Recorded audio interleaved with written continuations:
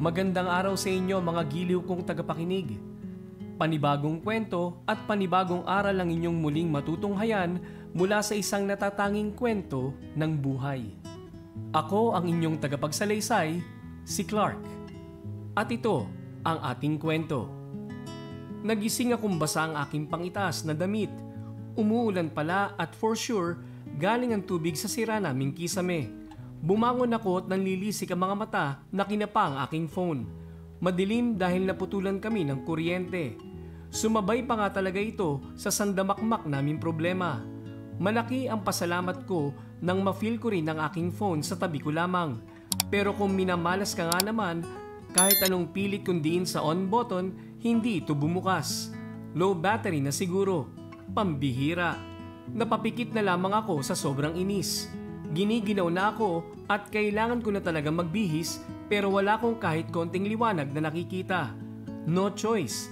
Hihintayin ko na lamang na dumating ang umaga. Magtiis ka, self. Hindi ka mayaman. Bulong ko sa aking sarili at muling humiga. This time, lumayo na ako sa may tumutulong tubig sa kisame. Dilat na dilat ang aking mga mata nang mag-umaga. Pumunta na ako sa palengke para maghanap ng trabaho kahit hindi pa ako kumain ng almusal. Paskong Pasko pero wala man lang kaming pera. Maririnig na mga kanta ni Jose Marichan sa paligid at mga batang namamasko. Mali pa madalas ang kanilang lyrics.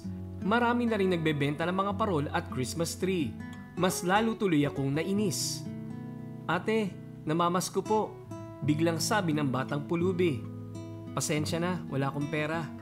Sabi ko na lamang at umalis na. Inis ko ring sinipa ang lata na nakaharang sa daan. Walang happy sa Pasko, tang ina! Sigaw ko na makarating ako sa walang taong lugar. Aray! Nanlaki ang mata ko nang makitang may natamaan pala ako matanda. Nakaupo ito sa sulok kaya hindi ko siya agad nakita. Natamaan ko tuloy ang kanyang paa. Hala, sorry po, sorry. Huwag mong ibaling ang sama ng iyong loob sa isang walang ginagawang lata, iha. Tugon lamang na matanda. Pasensya na po talaga. Okay lang, iha. Sagot niya. Mabuti pa, bumili ka ng aking paninda. Naku, wala po akong pera. Kung meron lang sana, hindi na ako paikot-ikot dito sa palengke para maghanap ng trabaho. Sige na, iha. Di mo to pagsisisihan. Tingnan mo lang bago ka magdesisyon. Mapilit talaga si nanay. Isa pa, may kasalanan ako sa kanya. Bigyan ko na lang siya ng chance na kumbinsihin akong bumili ng kung ano man ang kanyang paninda. Ito, iha. Ipinakita niya sa akin ng 3 pirasong luma at gusot na papel. Sa panahon pa yata ito ni Rizal galing. Isulat mo ang iyong hiling kay Santa. Sunugin mo ito pagkatapos para mangyari ang mga isinulat mo. Seryosong saad ng matanda. Tumaas ang aking kilay. Nay, huwag niyo po akong guluhin ngayon. May problema ako at hindi ang papel ang magiging solusyon. Maniwala ka, iha. Pilit pa niya. Talagang tuto pa rin ni Santa ang iyong hiling kapag isusulat mo ito rito. Bilhin mo na. Okay. Awat na po. Magkano po ba isa? Para matahimik na siya, bibili na lamang ako. Tulong na rin to sa kanya. Baka wala na siyang makain kaya kung ano-anong sinasabi niya. Piso bawat piraso lamang, iha. Kaya pala 3 piraso na lamang ang naiwan dahil hindi naman pala ito mahal. 3 piraso lang po akin. Dali-dali niyang ibinigay sa akin ng papel at mabilis ding umalis. Ang weird ni nanay, bigla man lang ba akong iwan? Umuwi ako ng bigo at tanging papel lamang ang nadala ko. Walang tao sa bahay. Siguro lumabas din sila para maghanap ng pwedeng pasukang trabaho. Nahagip na mata ko ang hawak kong papel. Masubukan nga to. Wala namang mawawala sa akin at bored din ako. Dear Santa, gusto kong magpasko ng mayaman kagaya ni Kristen, ang mortal enemy ko. Hate ko siya kasi sobrang yaman niya, while isang kahig isang tuka naman kami ng pamilya ko. Unfair talaga sa tuwing nakikita ko siya.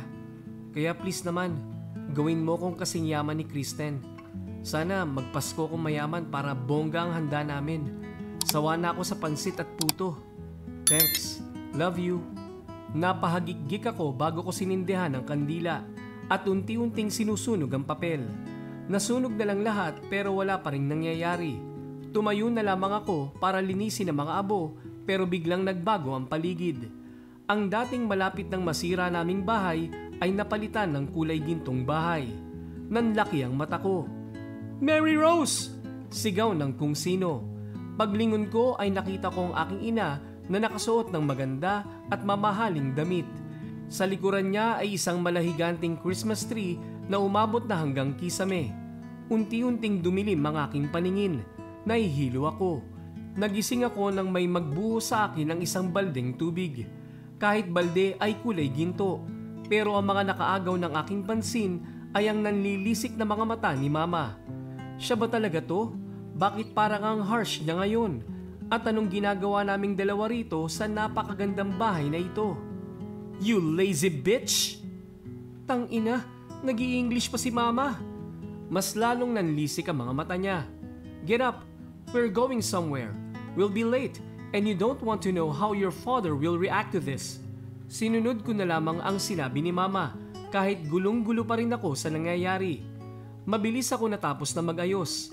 Pero paglabas namin ng bahay ay agad akong napatigil. Pamilyar ang bahay na to. Kina Kristen to eh. Di ako nagkakamali. Ito ang always na daraanan ko sa tuwing uuwi ako galing paaralan. "Ma, wait lang po. May pupuntahan lang ako. Babalik ako, promise." Dali-daling pagpapaalam ko kay Mama kahit naging sobrang beast mode na siya. "Mary Rose! What the fuck? Come back!" Hindi ko siya pinansin. Patakbo akong pumunta sa bahay na kinagisnan ko. Ang totoo naming bahay. Hindi ko naalintana ang pawis at magulo kong buhok. Hinabol ko ang aking paghinga pagdating sa bahay. Mas lalo pa akong naguluhan nang makita ko si Kristen at ang kanyang pamilya na naninirahan na sa maliit at giba naming bahay. Totoo nga, naging mayaman na ako kagaya ni Kristen. Pareho ng hiling ko kay Santa. Ang hindi ko lang maintindihan ay kung bakit kailangan pa namin magkapalit ng status sa buhay. Hindi yun kasali sa aking hiling. Mas lalong hindi ko hinangad na maging abusado rin ang magulang ko katulad ng magulang ni Kristen. Umuwi ako sa dating bahay nila Kristen at nadatnan ko ang galit na galit kong mga magulang. Malayong malayo sila sa noong mahirap pa kami. Malambing si Mama at palabiro naman si Papa. Wala nga kaming maraming pera pero mayaman naman kami sa pagmamahal. "Ma, Pa," mahinang tawag ko sa kanila. "Get inside!" Seryosong sabi ni Papa. Sinunod ko naman siya agad. "Okay lang to. Mababago ko pa sina Mama pero mananatili pa rin ang yaman ni na Kristen sa amin." Bulong ko sa aking sarili. "Aray!" Sigaw ko nang may tumama sa aking likuran. Mabilis ako napaharap sa direksyon ni na Mama na dapat hindi ko na sana ginawa dahil sinalubong ako ng panibago na namang tama ng latigo. Mabuti na lang at naiharang ko ang aking kamay kaya hindi ito tumama sa mukha ko. "Aray ko po!" Daing ko. "I lost the client because you didn't show up today, idiot!" "Papa!" "How long will you be like this? You're making our lives miserable!" Sigaw niya habang nilalatigo pa rin ako. Hindi ko na marinig ang ibang sinabi niya dahil nawalan na ako ng malay. Nagising ako na masakit ang aking katawan. Sariwa pa rin ang mga sugat ko. Hiniling ko na yumaman pero hindi yung ganito ang magiging magulang ko. Hinanap ko ang papel at mabuti na lang nasa bag ko pa ito. Sinindihan ko na rin ang mamahaling kandila. "Dear Santa, wish ko manatili itong yaman sa amin ng pamilya ko pero sana naman maging mabuti ang parents ko sa akin. Sana magkaroon sila ng care sa akin." Kasabay ng tuluyang pagkasunog ng papel, bumukas ang pinto at iniluwan nito ang Mama at Papa ko na may bitbit na first aid kit at pagkain. Malaki rin ang kanilang mga ngiti. "Mary Rose, kain ka muna. Gamutin natin yung sugat mo." Ginamot nga nilang dalawa. Hindi pa rin nawawala ang kanilang malaking ngiti. Kita pa talaga ang gilagid. Akala ko okay na ang lahat. Pero hindi na nila ako iniiwan. Bantay sarado ako maging pagpunta sa CR. Gusto nilang 24/7 silang nakabantay to the point na nakasasakal na. Hindi dapat ganito ang nangyayari sa hiling ko. Nang makitang nakatulog na sila, pumunta agad ako sa palengke para hanapin ang matanda. Gusto ko siyang makausap. Baka may nagawa akong mali, kaya may mga hindi magandang nangyayari sa bawat hiling ko. Para bang ako rin ang sadya ng matanda rito sa palengke nang makita ko nakatingin na siya sa akin at nakangiti. Nanay! O iha, kumusta? Natupad na ba ang iyong mga hiling? Sunod-sunod na tanong niya. Nay, bakit natupad nga pero may masama namang nangyayari?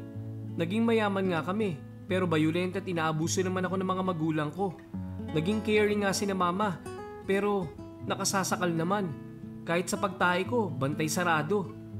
Ayaw mo na ba sa papel, iha? Hindi naman sa ayaw ko po. Gusto ko lang malaman kung may nagawa ba akong mali. Baka mali ang paraan ng pagkakasunog ng papel or something. Hindi ganun ang mali mo, iha. Maling naghiling ka sa bagay na kailangan paghirapan muna. So, bakit ibinenta ninyo? Bakit ka nahulog sa tukso? Balik na tanong niya. Kung nais mong maibalik sa dati ang iyong buhay, ibenta mo ang papel na hindi mo pa nagagamit sa iba. Tandaan mo, iha, dapat itong mabili. Hindi pwedeng ibigay mo lang ito. Pumunta ako sa dating bahay namin ng Patago. Nakita ko roon ang masayang pamilya ni Kristen. Ako dapat ang nasa sitwasyon niya. Wala nga siyang pera, pero masaya naman. Kristen! Sigaw ko sa kanya. Nilapitan niya ako na may pag-aalangan. Bilhin mo tong papel. Wala akong pera eh.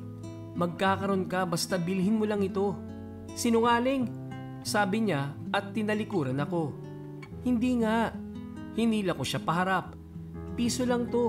Isulat mo ang hiling mo kay Santa at sunugin para ito'y mangyari. Nakadrugs ka ba? Tanong niya pero kinuha niya naman ang papel at binigyan ako ng piso. Mabilis na akong umalis habang ipinagdarasal na gamitin niya yon. Umuwi ako sa bahay at nadatnan ko na halos halughugin na nila mama ang buong bahay sa paghahanap sa akin. Lahat ng maids ay paikot-ikot sa loob at sa labas ng bahay. Natigil ang lahat nang makita nila ako. Sabay akong nilapitan nila mama at papa. Puno ng pag-aalala ang kanilang mukha. Sabay rin nilang tiningnan ang aking larawan. Are you okay, Mary Rose? We've been searching for you. If hindi ka pa namin nakita, we'll pay the NBI to help search for you. In fact, tawag na lang ng daddy mo ang hinihintay nila. Ma, okay lang po ako. No, you're not okay. You're not okay, Mary Rose, and it's because of us. Sagot ni Mama. Bigla silang lumuhod at sabay nilang inuntog ang kanilang ulo sa sahig. You are not okay, Mary Rose, and it's because of us. Please forgive us. Sabay-sabay nilang sabi. Nataranta ko na makitang namumula na ang kanilang noo. Napahagulgul na lamang ako sa frustration. Mary Rose is crying, and it's because of us. We are unworthy. Please forgive us. Santa, ayaw ko na. Patigilin mo na to. Ibalik mo na ako sa dati. Promise, di na ako uulit. Paghihirapan ko na ang isang bagay para makuha ito.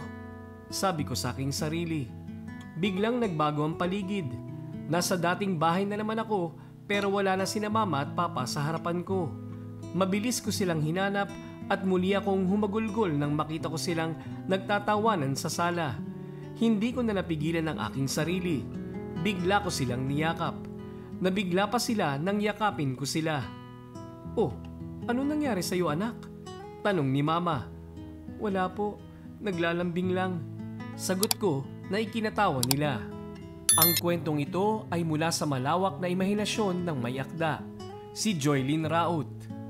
Anumang pagkakahalintulad sa pangalan ng tao, lugar o pangyayari ay di sinasadya. Naway manatiling aral sa lahat na ang pagsisisi ay laging nasa huli. Maraming salamat sa inyong pakikinig. Hanggang sa muli.